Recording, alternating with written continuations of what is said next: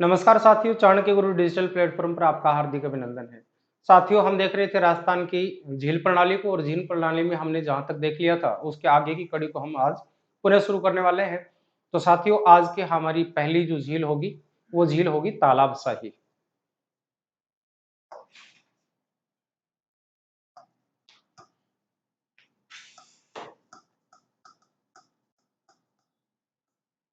तालाब शाही। तो साथियों, तालाब शाही झील का संबंध आते ही आपके जहन में आया होगा कि ये किस जिले में है। तो सबसे पहले हम जिले की बात करें, ये जिला होगा धौलपुर। तालाब शाही झील राजस्थान के धौलपुर जिले में है।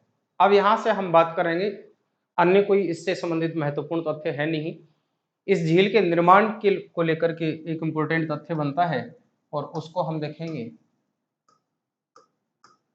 निर्माण, तो इसका निर्माण किसके द्वारा करवाया गया था मेरे साथियों? इसका जो निर्माण था वो करवाया गया था जहांगीर के एक मनसबदार द्वारा। जहांगीर के एक मनसबदार, और उस मनसबदार का नाम था सल्ले खां।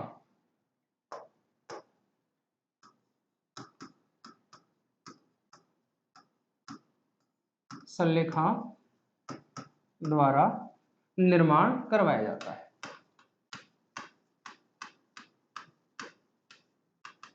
ये था, इससे संबंधित धौलपुर में मीठे पानी की झील के रूप में जानी जाती है, जिसको तालाब शाही झील के नाम से जाना जाता है। धौलपुर जिले की प्रमुख झील मानी जाती है। सल्ले खां द्वारा इसका निर्माण करवाया जाता है। नेक्स्ट, अगली कड़ी में हम देखें अगली झील।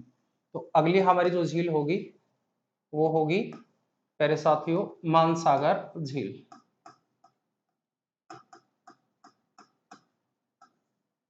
मानसागर झील। तो सबसे पहले हम मानसागर झील के बारे में बात करें तो मानसागर झील राजस्थान के किस जिले में है?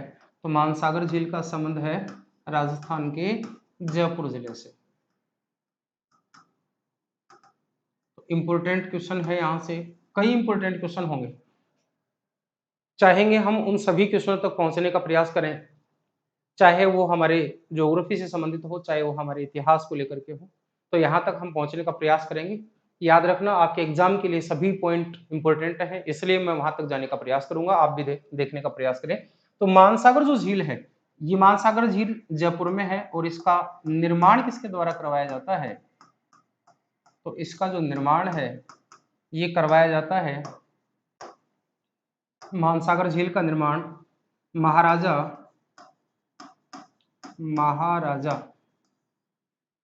सवाई प्रताप सिंह,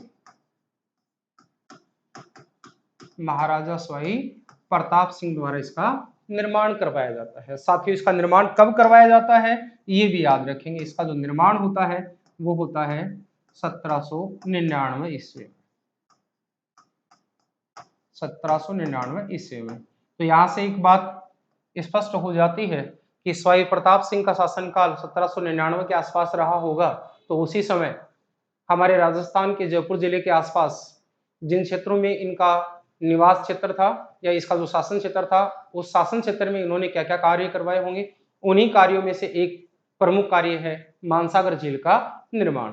तो ये सवाई प्रताप सिंह द्वारा, अब देखिए प्रश्न आता है इंपोर्टेंट प्यारे साथियों, इसके निर्माण की जब बात करते हैं, किसके निर्माण की?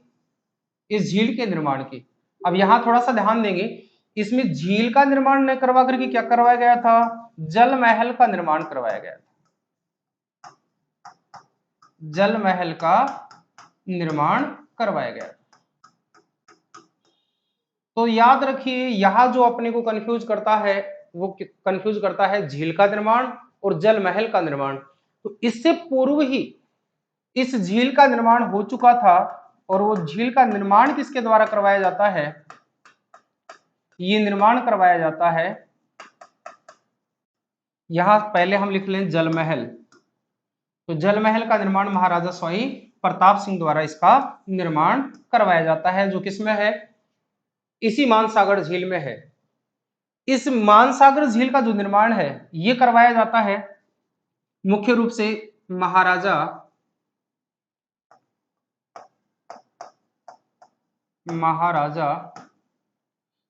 सवाई जयसिंह द्वारा, सवाई जयसिंह द्वारा।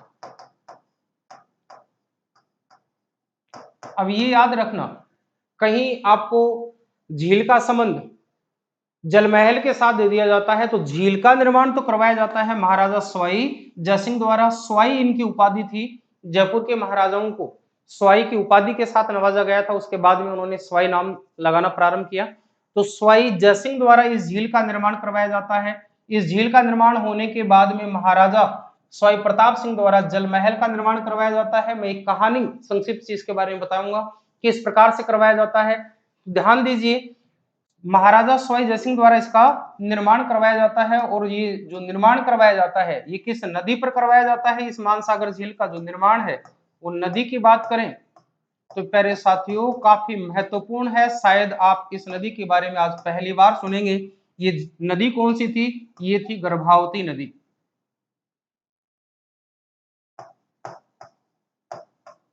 गर्भावती नदी। तो गर्भावती नदी पर बांध बनाकर इसका निर्माण करवाया गया था।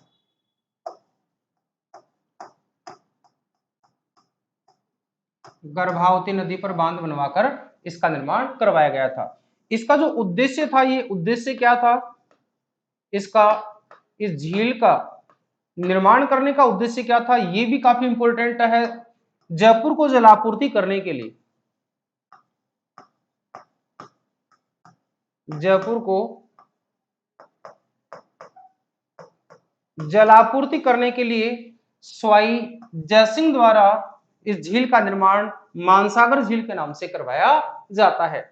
इस मानसागर झील को बनने के बाद जलमहल इसमें बनाया जाता है। किसके द्वारा? सवाई प्रताप सिंह द्वारा जलमहल का निर्माण करवाया जाता है। कब करवाया जाता है थोड़ा सा ध्यान देंगे।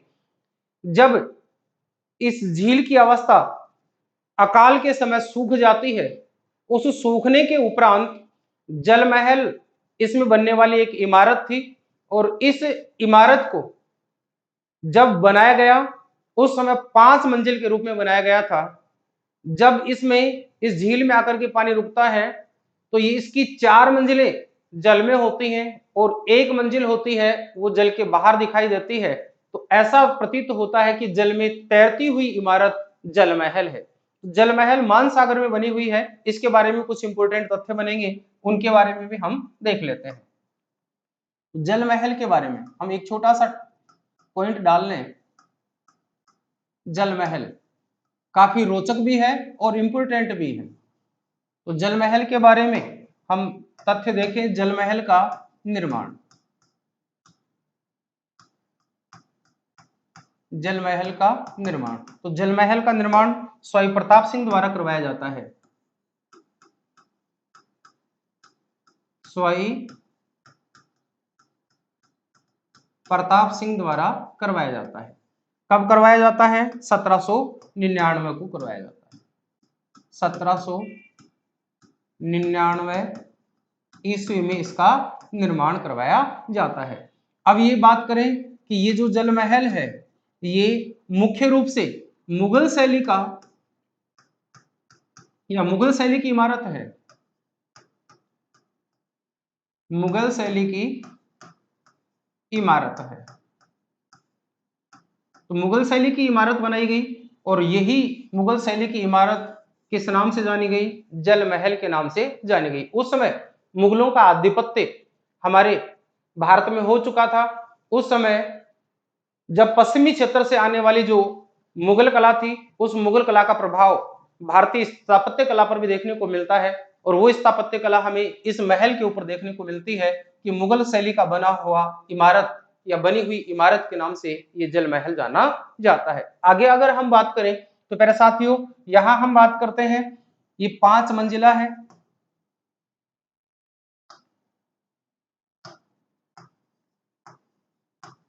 पांच मंजिला इमारत,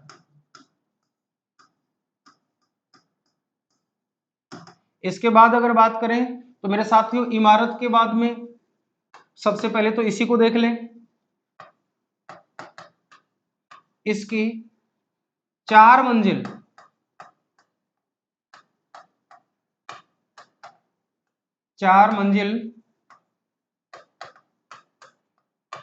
जल में तथा एक मंजिल जल के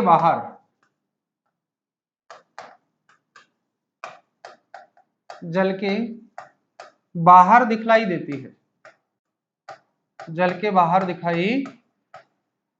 है, इसलिए इसको क्या कहा जाता है,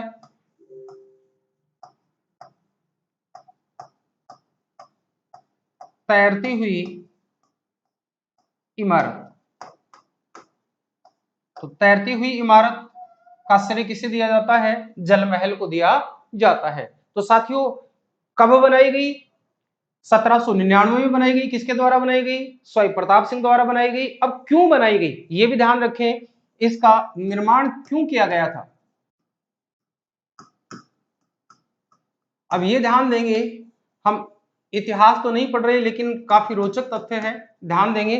इस इमारत का निर्माण करवाने का उद्देश्य था, कछवा वंश का प्रतापी शासक हुआ करता था स्वाई प्रताप सिंह, इसने अश्वमेघ यज्ञ किया और उस अश्वमेघ यज्ञ के बाद अपनी रानियों सहित अपने पंडित के साथ स्नान करने के लिए इसने इस जल महल का निर्माण करवाया था। याद रखिए, अश्वमेघ यज्ञ के बाद रानियों व पंडित के साथ स्नान करने के लिए इसका निर्माण करवाया गया था। तो याद रहे,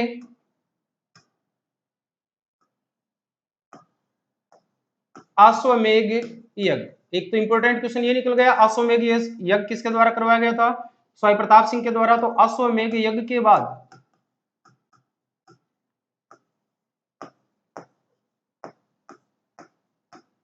अपनी रानियों व पंडित के साथ स्नान करने के लिए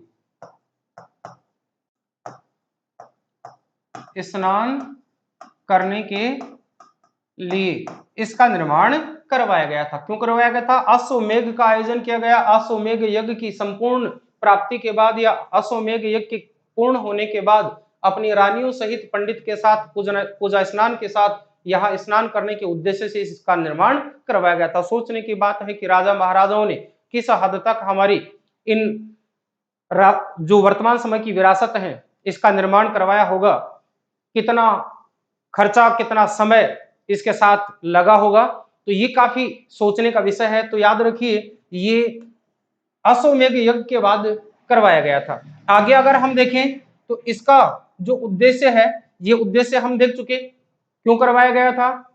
ये अश्वमेघ यज्ञ के बाद अपनी रानियों सहित तीर्थ स्थल के रूप में या पवित्रता के रूप में स्नान करने के लिए इसका निर्माण करवाया गया था। अब यहां ध्यान दीजिए, इसके बाद जब ये राजा अश्वमेघ यज्ञ के बाद इस झील का निर्माण, इस झील में बने जल महल का निर्माण हो चुका था, इसके बाद भी समय समय पर यहां विचरण किया करता था या इस स्थान पर घूमा करता था, और घूमते समय किस उद्देश्य से घूमा करता था वो भी ध्यान दें। ये अपनी रानियों के साथ,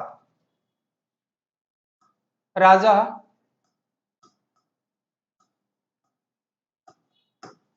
अपनी रानियों के साथ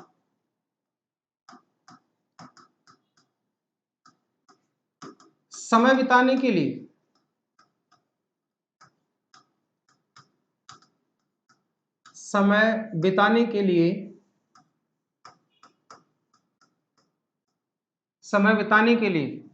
जल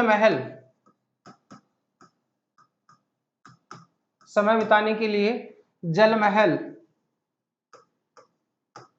का आनंद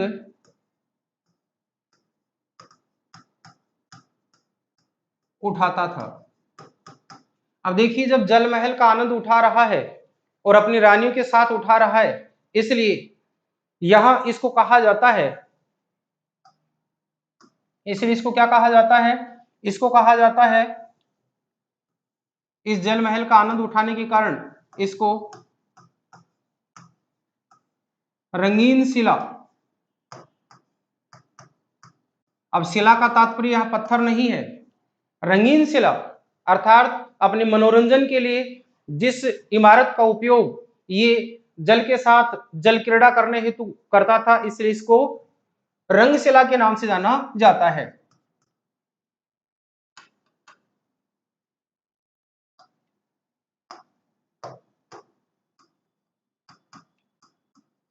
जल क्रीड़ा हेतु इसको किस नाम से जाना जाता है? रंगशिला के नाम से जाना जाता है। आगे देखेंगे महत्वपूर्ण में इसको अन्य किस नाम से जाना जाता है, या जो जल महल है इस जल महल को अन्य इसीलिए अनेक सारे इसके नाम रखे गए हैं। इसको कहा जाता है आईबोल। आईबोल, आईबोल क्यों कहा जाता है? जल के बीचों बीच बनी हुई है, जल के मध्य या बीच में बनी हुई है, इसलिए इसको क्या कहा जाता है? आईबोल कहा जाता है। नेक्स्ट अगर स्थिति की बात करें तो नेक्स्ट इसको कहा जाता है रोमांटिक महल। इसको कहा जाता है रोमांटिक महल। रोमांटिक महल, अब रोमांटिक महल क्यों है? इसमें साफ बताया गया है जल क्रीड़ा करते हैं राजा और रानियां, जब साथ जल क्रीड़ा करते हैं तो ऐसी स्थिति रोमांटिक स्थिति होती है, इसलिए इसको रोमांटिक महल की संज्ञा दी जाती है। लेकिन याद रखें इस महल में निवास नहीं है, इस महल में निवास स्थान नहीं है, यानी रहने के लिए घर नहीं है, निवास स्थान नहीं है। इसी को वाटर पैलेस के नाम से भी जाना जाता है, द वाटर पैलेस। इसी को कहा जाता है द वाटर पैलेस।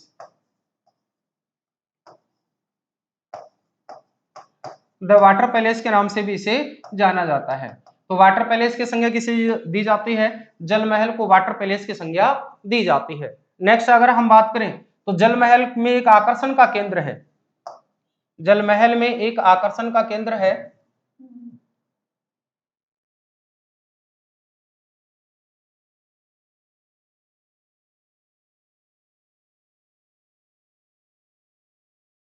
यही लिख लेते हैं। जल महल में आकर्षण का जो केंद्र है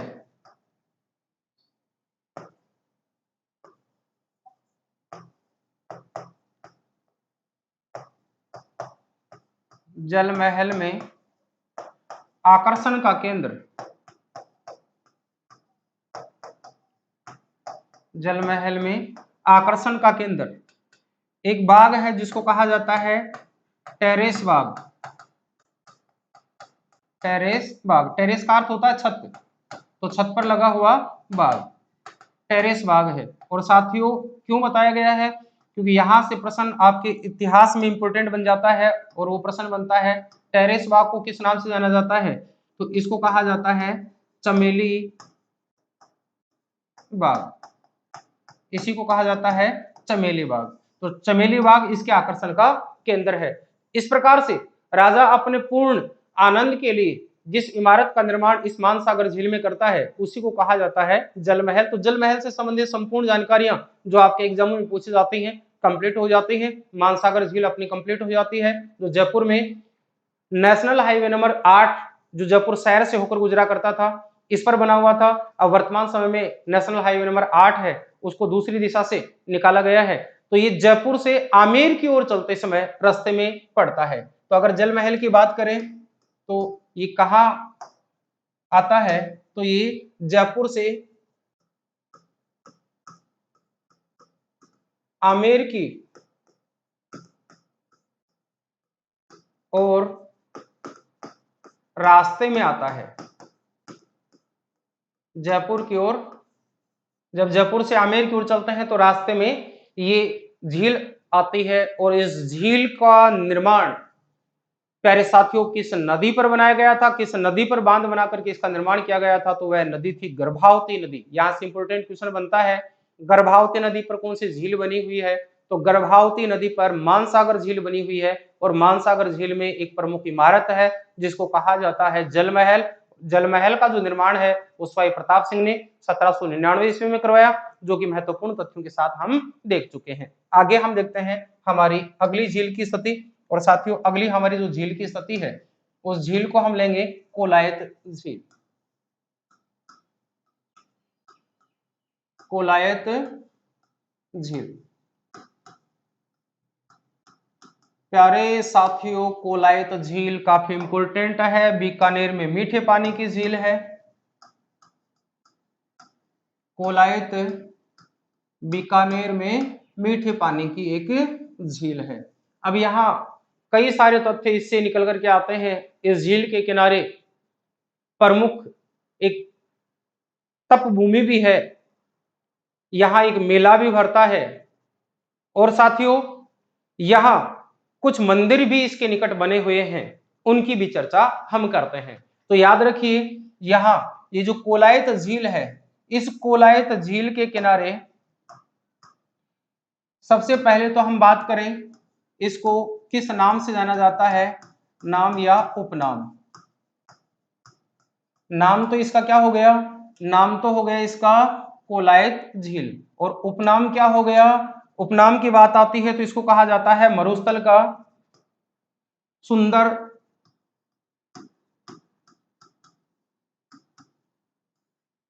मरुस्थल का मरु उद्यान या सुंदर उद्यान, मरुस्थल का सुंदर उद्यान। अब ये बगीचा नहीं है लेकिन मरुस्थल में जल की कमी होती है, इसलिए उस मरुस्थल में मीठे पानी की उत्तम झीलों में से एक झील देखने को मिलती है, इसलिए इसको कहा जाता है मरुस्थल का सुंदर उद्यान। इसी को किस नाम से जाना जाता है, इसी को जाना जाता है मरुस्थल का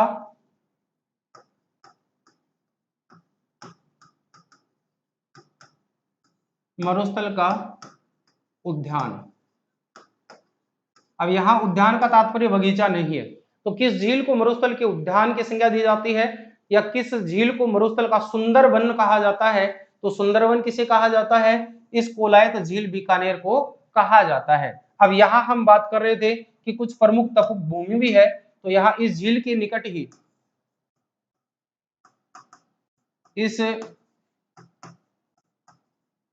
झील के निकट कपिल मुनि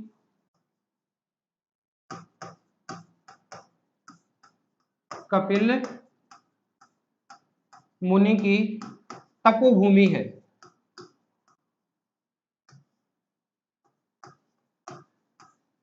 तपोभूमि है। अब यहाँ देखिए, या हम कह सकते हैं तपोभूमि के स्थान पर हम कह सकते हैं आश्रम है। किसका आश्रम है, कपिल मुनि का आश्रम है। और कपिल मुनि है वो किसके लिए जाने जाते हैं, सांख्य दर्शन के लिए जाने जाते हैं, ये भी इंपोर्टेंट तथ्य है। सांख्य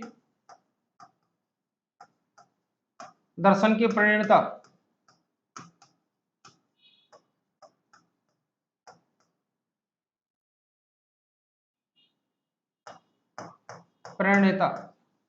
किसे कहा जाता है, कपिल मुनि को कहा जाता है। आगे अगर हम बात करें तो इसी के पास में एक प्रमुख रूप से मंदिर भी है। सबसे पहले हम इसी की एक तथ्य की ओर चर्चा कर लें। यहाँ जो कपिल मुनि है इसका मेला लगता है, और वो मेला कब लगता है, ये बढ़ता है कार्तिक पूर्णिमा को। कार्तिक पूर्णिमा को मेरे साथियों कुछ मेले ही हैं जो कार्तिक पूर्णिमा को भरते हैं। इससे पहले हम देख चुके हैं पुष्कर झील के किनारे पुष्कर मेला लगता है जो कार्तिक पूर्णिमा को लगता है। वहां ऊंटों की खरीद फरोख्त ज्यादा होती है, पशु मेले के रूप में है, तो पर्यटन विभाग द्वारा इसका आयोजन करवाया जाता है। पुष्कर जो मेला है उसके लिए हमने देखा था इसको रंगीन मेला कहा जाता है, विदेशी सैलानियों का आकर्षण का केंद्र है। उसी प्रकार से ध्यान रखिए कार्तिक पूर्णिमा को जो मेला भरता है वो कहाँ भरता है, कपिल मुनि का जो मेला है वो मुख्य रूप से कहाँ भरता है, इसी कोलायत झील के किनारे भरता है। अब यहाँ इससे कुछ दूर, इससे कुछ दूरी पर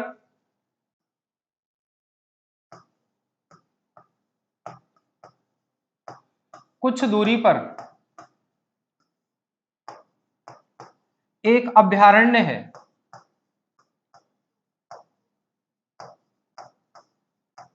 एक अभयारण्य है।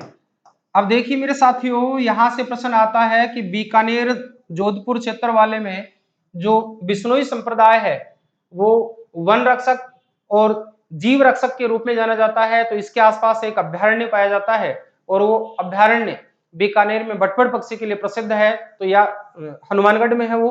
बीकानेर में जो प्रसिद्ध अभयारण्य है उस अभयारण्य की बात करते हैं तो बीकानेर का गजनेर, गजनेर बाकी आगे लिखा हुआ है जो इसके निकट है। और इसी में एक मंदिर है, देवी मंदिर, जिसको कहा जाता है सांख्या देवी मंदिर। तो इसी के किनारे आसपास कुछ ऐसी प्रमुख स्थिति पाई जाती है। आगे हम चर्चा करते हैं हमारी अगली झील की। जितना हमारे एग्जाम के लिए बनेगा उतना उतना तो हमें देखना पड़ेगा। तो चलिए अगली झील के बारे में हम चर्चा करें। और अगली झील है हमारी प्रमुख झीलों में से आती है गलता झील।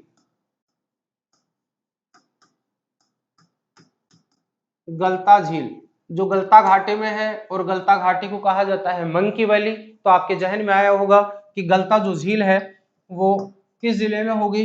गलता झील का संबंध राजस्थान के जयपुर जिले से होगा। तो राजस्थान में जयपुर जिले में गलता झील है या गलता नामक जो घाटी है उसमें एक झील का निर्माण करवाया गया जिसको गलता झील के नाम से जाना जाता है। तो प्यारे साथियों जयपुर जिले में है। अब यहाँ से भी कुछ एक दो इंपॉर्टेंट तथ्य हैं जिनको भी हम नोटेट करते चलें। तो सबसे पहले तो हम यहाँ देखें गलता जो झील है तो इस गलता झील का जो निर्माण है वो गलता घाटी में है। गलता घाटी में। अब यहाँ जो गलता घाटी का संबंध आता है तो यहाँ से प्रश्न बन जाता है, इसको कहा जाता है मंकी वैली। राजस्थान में मंकी वैली के रूप में प्रसिद्ध है। तो गलता घाटी जयपुर है जहां बंदर सर्वाधिक पाए जाते हैं, इसलिए इसको मंकी वैली का नाम दिया जाता है। तो मंकी वैली के रूप में गलता घाटी है। अब आता है प्यारे साथियों इंपॉर्टेंट क्वेश्चन जो कि इतिहास को लेकर के बनता है। प्यारे साथियों यहाँ एक संप्रदाय की पीठ है। इस संप्रदाय की पीठ का नाम क्या है साथियों, एक बार सोचें, थोड़ा सा आंसर देने का प्रयास भी करें। मैं उत्तर बताता हूं। यहाँ इस घाटी में या इस स्थान पर संप्रदाय है वो है रामानंदी। रामानंदी संप्रदाय। तो रामानंदी संप्रदाय की पीठ मानी जाती है। गलता घाटी में रामानंदी संप्रदाय की पीठ मानी जाती है। नेक्स्ट आगे हम बात करें इस झील से संबंधित तो ये एक राष्ट्रीय राजमार्ग जिसको हमने अभी चर्चा की थी जब मानसागर झील देखा था। तो मानसागर झील नेशनल हाईवे नंबर 8 जो कि सबसे व्यस्त राष्ट्रीय राजमार्ग है, राजस्थान का प्रमुख राजमार्ग माना जाता है। तो यहां प्रश्न आ जाता है कि ये कौन से रास्ते पर स्थित है। तो इसको कहा जाता है दिल्ली जयपुर राष्ट्रीय राजमार्ग। तो प्रश्न होगा यह है, ये एग्जाम में आ चुका है, यह है दिल्ली जयपुर राष्ट्रीय राजमार्ग पर, राष्ट्रीय राजमार्ग पर स्थित है। अब इस प्रकार से कुछ साइकोलॉजिकल क्वेश्चन बना दिए जाते हैं। एग्जामिनर चेक करना चाहता है कि कौन से अभ्यारण्य कौन से रेल मार्ग के निकट पड़ता है, कौन से सड़क मार्ग से होकर, कौन सा सड़क मार्ग उस अभ्यारण्य से होकर गुजरता है, कौन से अभ्यारण्य से होकर कौन सी नदी गुजरती है। इस प्रकार के कुछ अतिरिक्त प्रश्न भी बना दिए जाते हैं। प्रश्न पूछना चाहता है नदी को लेकर और प्रश्न में दिया हुआ होता है वो होता है अभ्यारण्य और उत्तर उसका क्या लेना चाहता है वो किसी नदी को लेकर, किसी राजमार्ग को लेकर। तो इस प्रकार से कुछ पॉइंटों को जोड़ करके भी प्रश्न बन जाते हैं। तो ये दिल्ली जयपुर राष्ट्रीय राजमार्ग पर बना हुआ है झील जिसको कहा जाता है गलता झील। तो यहाँ हम संपूर्ण जानकारियां देख चुके हैं किसके संबंध में, गलता झील के संबंध में। ये थी हमारी जयपुर की गलता झील। पुनः एक बार देख ले, गलता घाटी में स्थित है। गलता घाटी को मंकी वैली के नाम से जाना जाता है। यहाँ सबसे ज्यादा बंदर पाए जाते हैं। याद रखें, यहाँ एक संप्रदाय की पीठ पाई जाती है जिसको कहा जाता है रामानंदी संप्रदाय। और साथियों, ये दिल्ली जयपुर राष्ट्रीय राजमार्ग पर स्थित है। आगे चर्चा करें अगली झीलों की। अब हमारी कुछ गौण जो झीलें हैं उन्हीं के बारे में अब हम संक्षिप्त सी जानकारियां प्राप्त करेंगे। संपूर्ण रूप से हमारी प्रमुख जो झीलें हैं वो तो हो जाती हैं कंप्लीट। अब आगे हम देखते हैं नेक्स्ट कायलाना झील। कायलाना झील, प्यारे साथियों अब ध्यान देंगे, कायलाना झील का संबंध किस जिले से है? काफी इंपॉर्टेंट क्वेश्चन है। और इस झील का संबंध जब प्रश्न देता है तो सुमेलित में ज्यादातर ऐसा पूछा जाता है कि जिनमें से दो के आंसर अपने को आते हैं और दो ऐसी छोटी झीलें होते हैं जिनका आंसर अपने को नहीं आता, और विकल्प में जो दो आते हैं उनके एक से अधिक युग्म में सही आंसर मिलता है और वहां अपन गलत करते हैं। तो याद रखिए, कायलाना जो झील है वो जोधपुर की झील मानी जाती है या जोधपुर में मीठे पानी की झील है।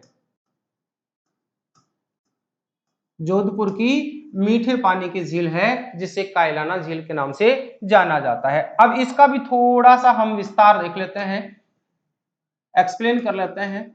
याद रखिए, कायलाना जो झील है, इस कायलाना झील का निर्माण हम बात करें तो इसका निर्माण किसके द्वारा करवाया जाता है? पहला पॉइंट है हमारा निर्माण।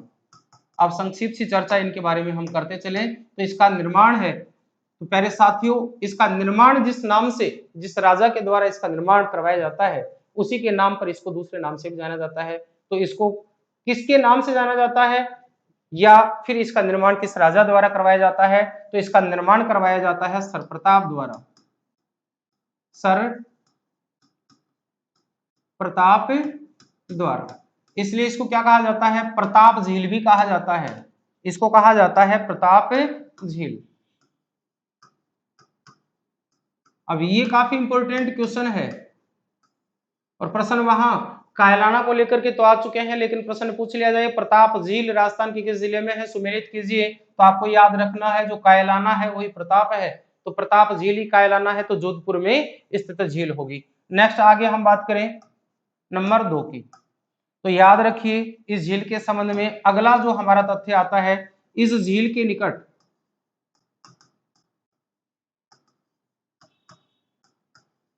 इस झील के निकट माचिया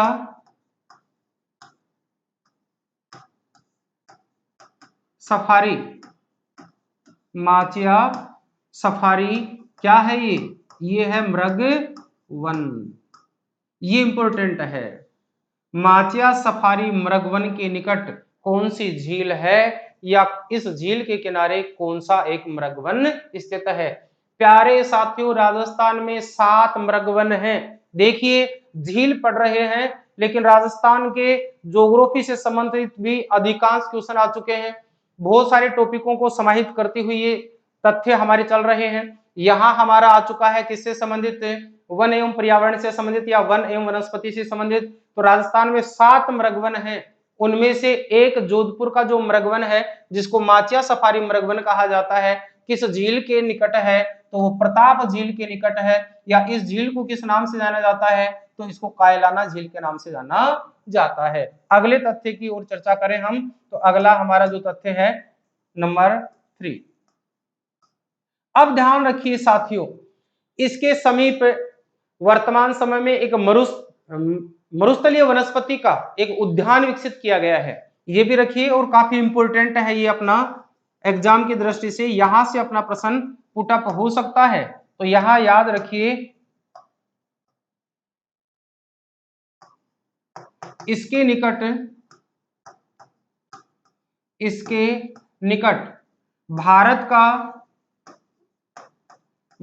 का प्रथम, इसलिए तो इंपॉर्टेंट है, भारत का प्रथम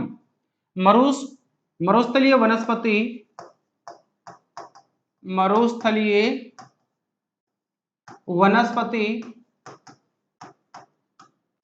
उद्यान, मरुस्थलीय वनस्पति उद्यान स्थापित किया गया है। अब याद रखना, अगर प्रश्न हो भारत में, ये स्थिति अगर पूछ ली जाए भारत में प्रथम मरुस्थलीय वनस्पति उद्यान कहाँ स्थापित किया गया है, तो राजस्थान के जोधपुर में स्थापित किया गया है। और प्रश्न पूछ लिया जाए कि झील के किनारे है, ये अपना और इंपॉर्टेंट क्वेश्चन बन जाता है। तो ये हमारी झील कौन सी होगी, प्रताप झील कहें या फिर कायलाना झील कहें। तो ये कायलाना झील के निकट ही हमारा मरुस्थलीय वनस्पति उद्यान स्थापित किया गया है। एक तथ्य और है जिसको हम इसी के पास में देख लेते हैं।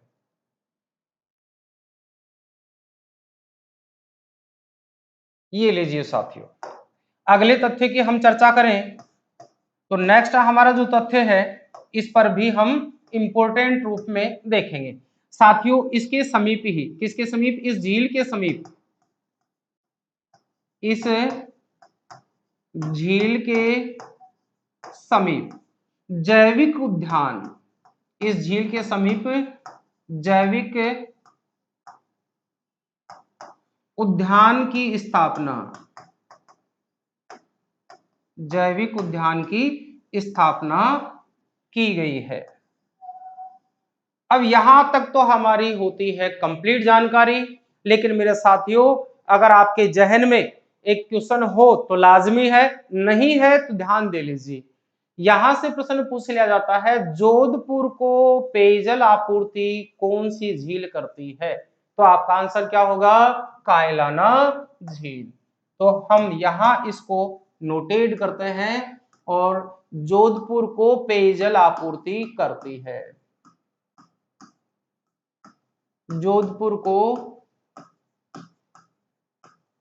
पेयजल की आपूर्ति करती है। इसलिए पेयजल आपूर्ति वाली झील कौन सी है, कायलाना झील जोधपुर की, इसीलिए ये इंपॉर्टेंट बन जाती है। ये तथ्य सामान्यतः एग्जाम में पूछे जाने वाले तथ्यों की स्थिति में है, जिनमें से ये दो स्थितियां इंपॉर्टेंट हैं। एक तो लाजमी है, वर्तमान समय को लेकर के दोनों चर्चित हैं, और एक है हमारी जोधपुर जिले को पेयजल आपूर्ति करने वाली झील कौन सी है। अब यहां से ये पुराने तथ्य हैं जिनके बारे में एग्जाम में पूछा जा चुका है। इतना आपको याद भी है कि इस झील के निकट ही माचिया सफारी मृगवन है। इस झील को सर प्रताप द्वारा बनाए जाने के कारण इसको प्रताप झील के नाम से भी जाना जाता है। नेक्स्ट आगे हम देखें तो आगे की कड़ी में हम देख रहे हैं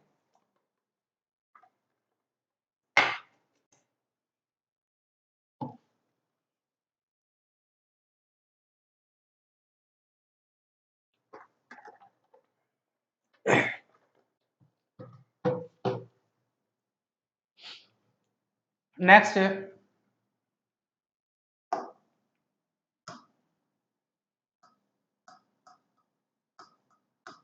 गजनेर। अब देखिए हमने देखा था अभ्यारण्य की बात हुई थी कि गजनेर जो अभ्यारण्य है वो हमने देखा था किसके किनारे है, किनारे का तात्पर्य निकट। तो हमने देखा था कोलायत, तो कोलायत और गजनेर के बीच में पड़ता है यह अभ्यारण्य, तो इसका संबंध भी किससे होगा, बीकानेर से। अब ये डायरेक्ट ही हमारी छोटी छोटी जिले हैं जिनके बारे में हम नोटेड करते हैं। तो किस जिले से संबंधित है, बीकानेर से संबंधित है। आगे हम देखें नेक्स्ट अगली झील को, और अगली झील में हम देखेंगे अनूप सागर।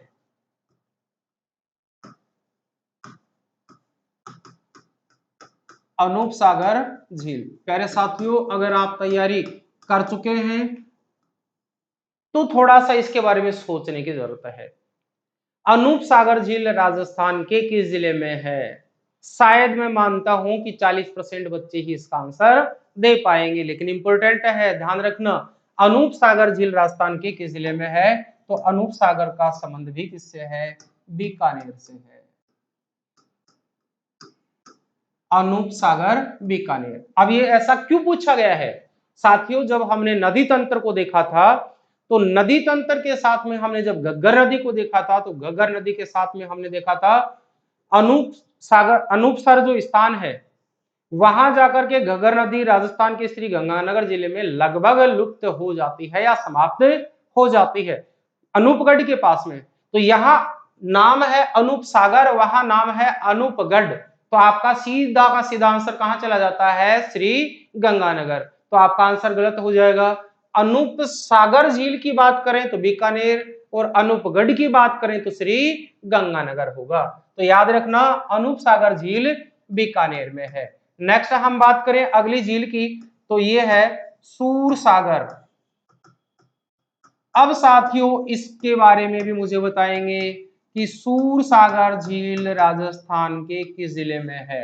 काफी इंपॉर्टेंट है, मैं बता देता हूं। सूरसागर का संबंध किससे है? जोधपुर से है। सूरसागर झील राजस्थान के किस जिले में है? तो सूरसागर जोधपुर में मीठे पानी की झील है। नेक्स्ट हम बात करें तो अगली झील के बारे में, और अगली झील है साथियों जैसलमेर की अमरसर झील। अमरसर झील साथियों कौन से जिले में है? अमरसर झील जैसलमेर। अब आपके जहन में जैसलमेर को लेकर के दो क्वेश्चन और उठने चाहिए। पूछा जाए राजस्थान के अजमेर जिले में, सॉरी राजस्थान के जैसलमेर जिले में हम बात कर रहे हैं अमरसर की, तो जैसलमेर। अब जैसलमेर के संबंध में प्रश्न आता है कि जैसलमेर जिले में मीठे पानी की झील नहीं है। इसका मतलब यहाँ 3 झीलें ऐसी हो सकती हैं जो मीठे पानी की होंगी, और एक झील ऐसी हो सकती है जो मीठे पानी की नहीं होगी।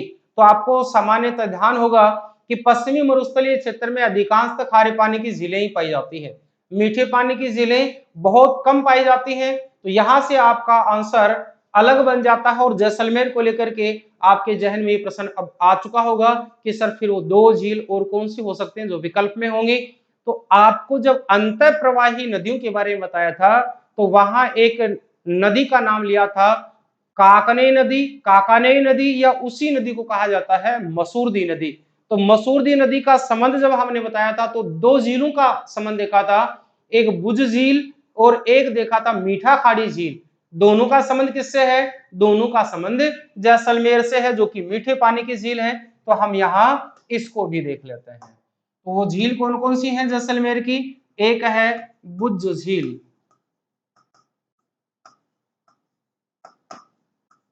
और दूसरी साथियों कौन सी है?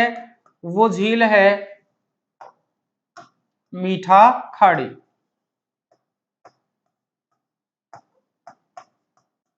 मीठा खाड़ी झील। इनका संबंध भी किससे है? इन सभी का संबंध जैसलमेर से है। अब नेक्स्ट अगर हम देखें अगली कड़ी में, तो और जो हमारी कुछ बची हुई झीलें हैं इनमें हम देखते हैं माधो सागर। माधो सागर झील। माधो सागर झील प्यारे साथियों, माधो सागर झील का संबंध किससे है? तो इंपॉर्टेंट है, उस जिले की प्रमुख झील मानी जाती है। माधो सागर झील का संबंध राजस्थान के दौसा जिले से है।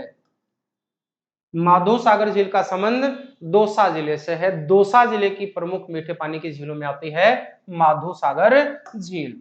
आगे हम देखते हैं अगली झील को, और अगली झील मेरे साथियों कौन सी झील है? अगली झील है बूढ़ा जोड़ा। बूढ़ा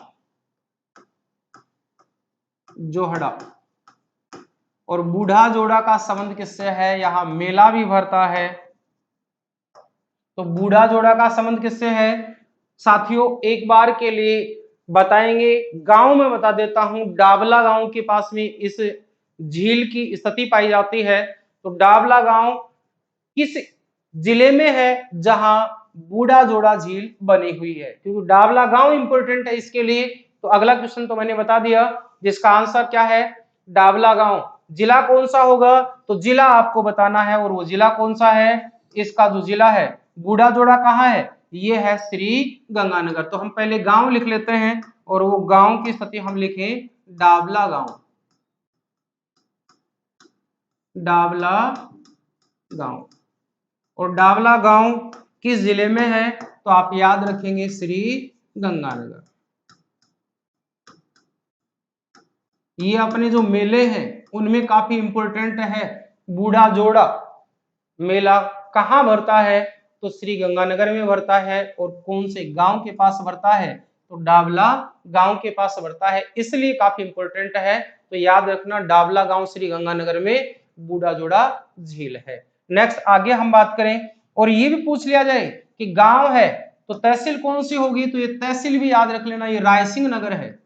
अगर इसका संबंध भी पूछ लिया जाए तो ये भी थोड़ा सा ध्यान दे लेना, रायसिंह नगर। और रायसिंह नगर कहाँ है? ये है श्री गंगानगर में। तो रायसिंह नगर के पास है बूढ़ा जोड़ा। अब आगे अगली कड़ी में हम चलते हैं और अगली झील देखते हैं, किशन सागर झील। किशन सागर झील। और प्यारे साथियों, किशन सागर झील का नाम आते ही आपके जहन में आ गया होगा कि ये हाड़ौती क्षेत्र में है। और हाड़ौती क्षेत्र में है तो ये जिला कौन सा है? झालावाड़ है। हाड़ौती क्षेत्र में झालावाड़ है। अब यहां से देखिए काफी एक इंपॉर्टेंट क्वेश्चन बनता है और ये प्रश्न आता है, झालावाड़ का नाम आते ही, इस झील का नाम आते ही प्रश्न आ जाता है काठ का रैन बसेरा। तो काठ का रैन बसेरा कहाँ है? इस झील के किनारे। काठ का रैन बसेरा। काठ का रैन बसेरा ये कहाँ है? काठ का रैन बसेरा किशन सागर झील के किनारे है। अब हम देखते हैं अगली झील के बारे में, और अगली झील की स्थिति को हम देखेंगे।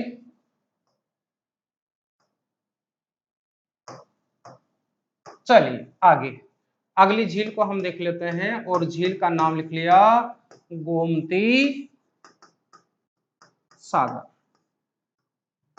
झील।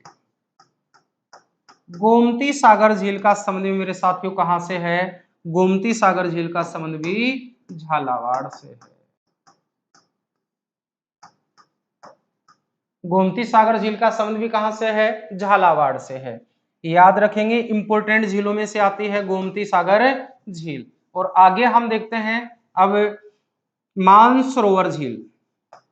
मानसरोवर झील। अब आपके जहन में आया होगा कि मानसरोवर का नाम हमने जयपुर में सुना है। मेरे साथियों, वो मानसरोवर कॉलोनी है, एशिया की सबसे बड़ी कॉलोनी मानी जाती है।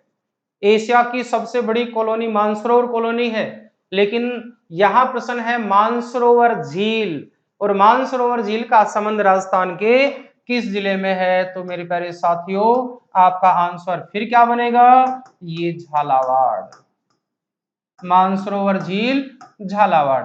अब एक झील और है, सामान्यतः अगर वो भी देकर के पूछ लिया जाए तो झालावाड़ की उस झील को भी हम नोट कर लेते हैं। इस झील को कहा जाता है काडिला झील। काडिला झील। और ये काडिला झील भी कहाँ है? काडिला झील भी झालावाड़ में है। झालावाड़ ये प्रमुख हाड़ौती क्षेत्र की प्रमुख झीलों में आ चुकी। अब आगे कुछ जो बची हुई झीलें हैं उनके बारे में और चर्चा कर लेते हैं। अभी हमने देखा एक किशन सागर झील, और इसी नाम से मिलता जुलता एक नाम और आता है जिसको कहा जाता है किशोर सागर झील।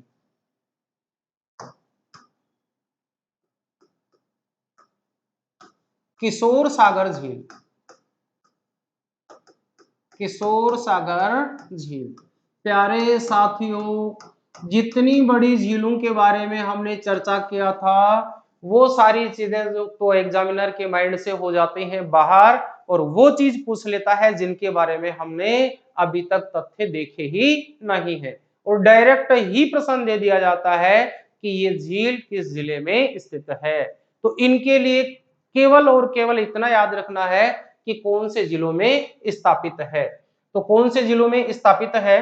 तो ये किशन सागर झील की बात हो रही है। तो किशन सागर झील राजस्थान के किस जिले में है? कोटा में है। क्योंकि अभी हम बात किसकी कर रहे थे? हाड़ौती की बात कर रहे थे। तो हाड़ौती में ये स्थित है। और बात करें आगे तो यहां ध्यान दीजिए, इसी झील के निकट क्या है? छत्रविलास तालाब, या इसी को कहा जाता है छत्रविलास तालाब।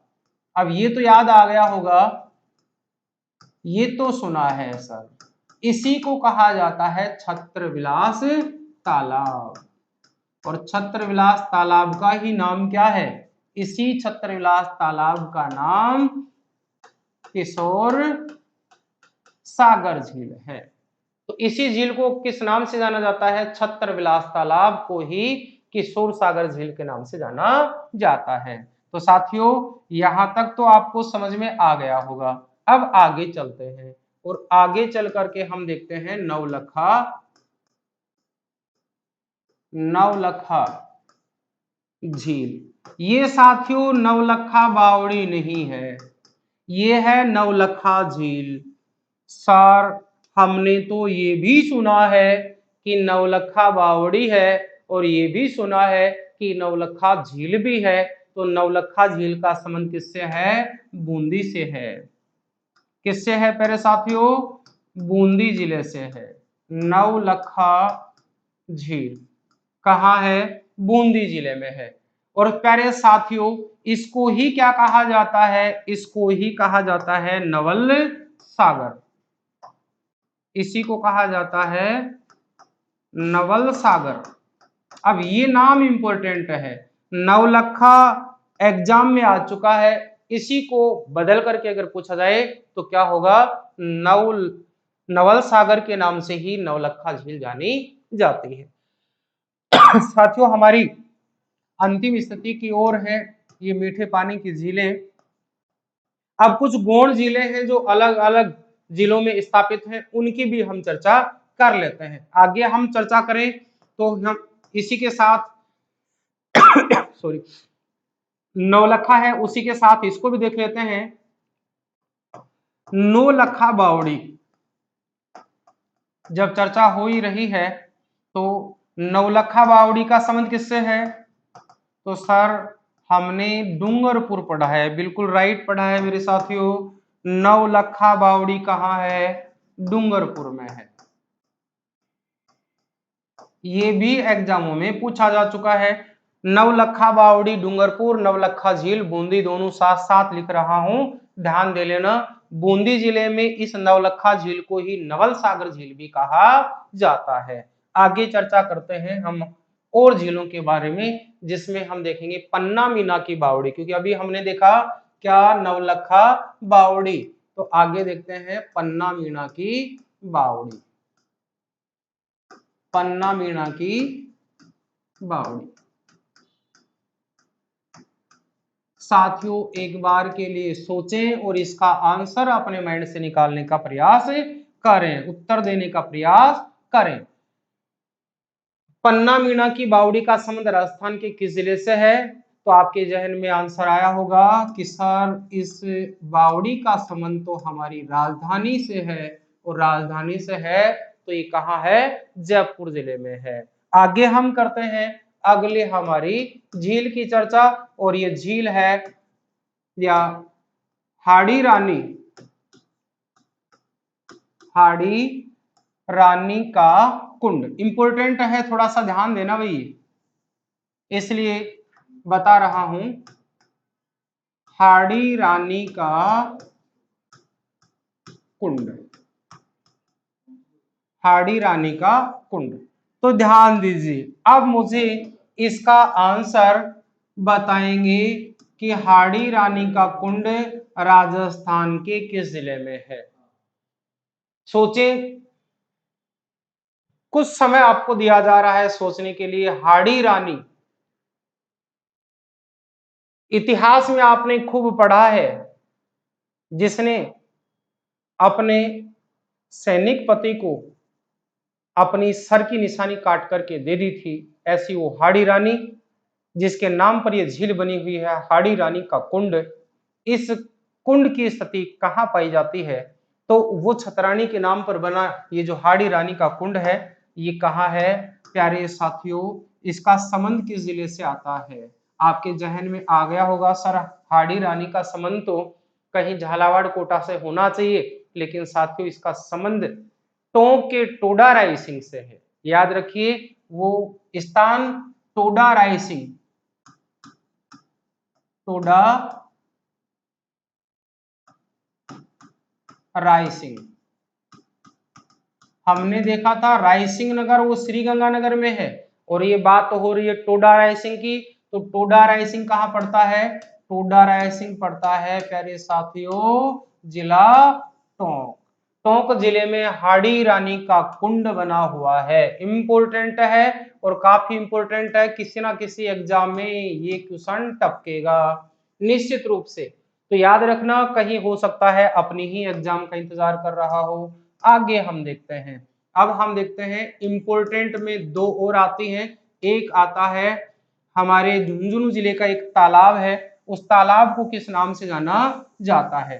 तो झुंझुनू जिले में एक तालाब है जिसको कहा जाता है अजीत सागर तालाब।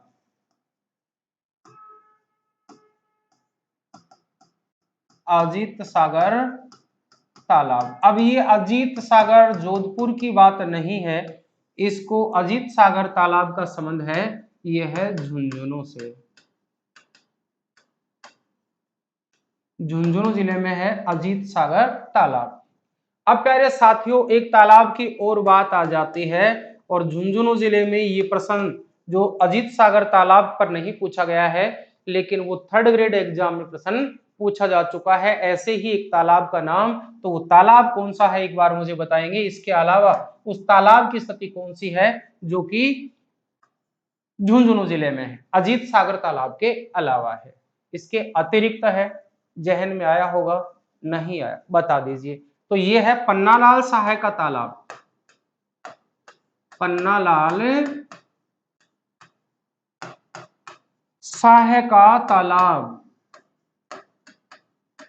पन्नालाल साहे का तालाब। तो प्यारे साथियों ये तालाब भी कहाँ है? झुंझुनू जिले में है, पन्नालाल साहे का तालाब। ये आरपीएससी द्वारा आयोजित जो थर्ड ग्रेड भर्ती परीक्षा हुई थी उसमें प्रश्न पूछा जा चुका है, और वर्तमान समय में थर्ड ग्रेड की जो परीक्षा है वो आरपीएससी नहीं लेती है। तो याद रखिए ये अजीत सागर तालाब का संबंध पूछा जा सकता है। अब हम दो तथ्य दो झीलों के बारे में और देख लेते हैं। एक है तलवाड़ा झील, तलवाड़ा झील। प्यारे साथियों ये जो झील है ये आंतरिक मीठे पानी की झील है, जहां हमने देखा था कि घगर नदी का जल इसमें गिरता है। तो घगर नदी का प्रवेश कहां से होता है? टिब्बी तहसील हनुमानगढ़ से होता है। तो टिब्बी तहसील में ही क्या है? ये तलवाड़ा झील है। तो इसका संबंध भी किससे है? इसका संबंध तलवाड़ा झील का संबंध हनुमानगढ़ से है, हनुमानगढ़ से है, हनुमानगढ़ से है। तो प्यारे साथियों इसको अंतः प्रवाही झील के रूप में जाना जाता है या आंतरिक मीठे पानी की झील कहा जाता है। तलवाड़ा झील ये आंतरिक मीठे पानी की झील है, आंतरिक मीठे पानी की। क्या ऐसा भी होता है? बिल्कुल, आपने मरुस्थल में देखा होगा मीठे पानी की एक भूगर्भिक जल पट्टी पाई जाती है जिसे लाठी श्रृंखला के नाम से या लाठी सीरीज के नाम से जानी जाती है। उसी प्रकार से इस झील की भी स्थिति किस प्रकार की है? आंतरिक है। इस पर बाह्य भाग में जल भरा हुआ दिखाई नहीं देता, एक कुंड के रूप में थोड़ा बहुत पानी दिखाई देता है।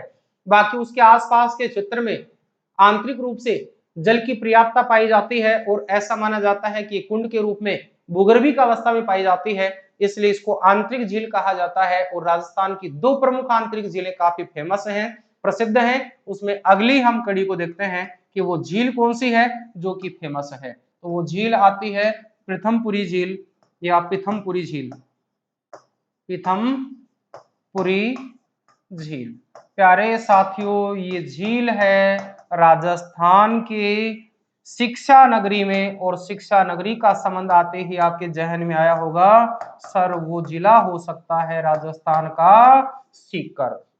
ये थी हमारे झीलों की कहानी। तो साथियों, ये हम मीठे पानी की झीलों तक राजस्थान की छोटी से लेकर बड़ी तक संपूर्ण जानकारियों को प्राप्त कर चुके हैं। मैं अपेक्षा रखता हूं कि ये दी गई जानकारी आपको समझ में आई होगी। आगे हम देखेंगे अगली कड़ी में राजस्थान की खारे पानी की झीलें। तब तक के लिए नमस्कार, धन्यवाद।